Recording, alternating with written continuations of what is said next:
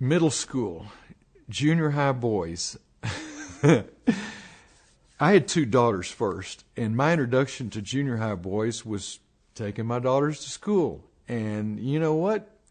I was amazed. Their vocabulary consisted of mm-hmm, and buh, and duh, and they couldn't even say whole words in junior high.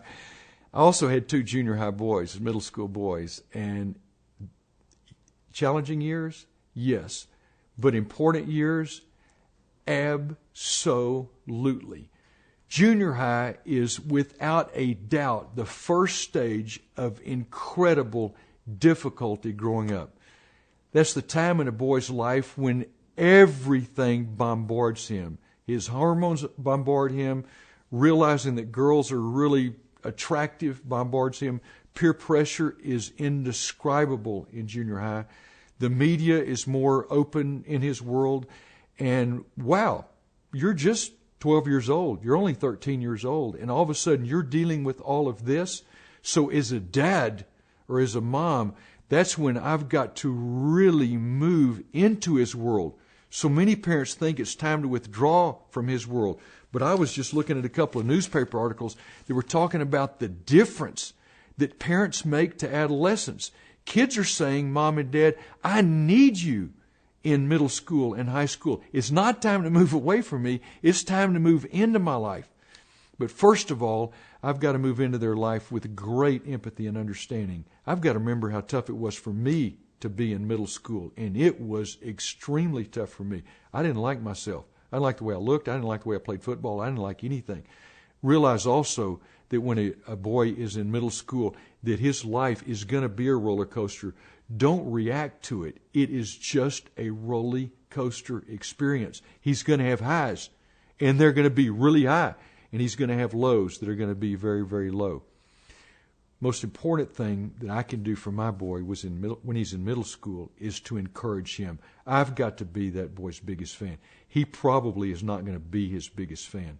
And probably his friends are not going to give him the kind of support that he needs. So many middle school boys that I counsel and work with are not only very confused, they're very lonely. But as a daddy or as a mommy, I've got to be the biggest cheerleader.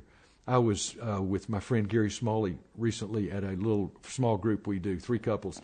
And at the small group, he brought out these bags of beans. He brought out a bag of white beans and a bag of red beans. Gary gave Debbie Jo, my little bride, a bag of white beans and a bag of red beans. And he took a bag of white beans and red beans, gave one to Norma, one to Jim, one to Suzette.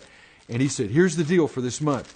Every time Joe encourages you, Debbie Jo, give him a white bean. Every time he discourages you, every time he demands something, or heaven forbid, gives you a lecture of any kind, give him a red bean. And we'll all do the same. And he said, after a month, let's see who has the most white beans.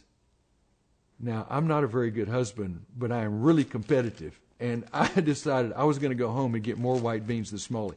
So I was encouraging my bride. I was encouraging the kids. I was the biggest cheerleader that my house has ever seen because I wanted a bag of white beans. I didn't want any red beans.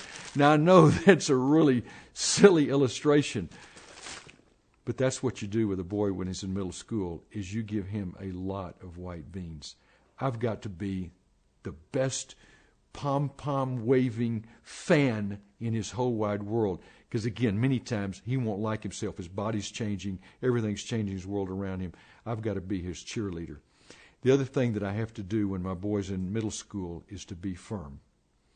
I asked my son Brady one time what was his favorite quality about his mom, and surprised me. He said, Dad, she's firm.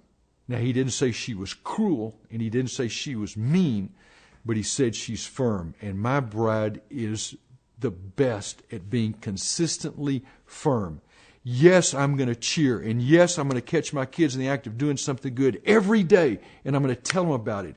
Every day, I'm going to catch them in the act of doing something good and tell them about it. But when their little toes get out of bounds, I'm going to tell them about that too. And if getting out of bounds requires some kind of discipline, I'm going to make sure that that discipline is firm and it's fair and it's followed through. Because middle school is on the verge of being in high school. And the cars and the options and dating and drugs and alcohol and everything you can imagine are in abundant supply. So if I don't do it right in middle school, then high school is going to be extremely difficult. So consider middle school pregame warm-up for high school. Consider middle school, as we'd say in football coaching, two-a-days, those August practices to get you ready for game time. You do a great job in middle school with your kids, and then when they get to high school, it will be a whole lot easier to do the job well.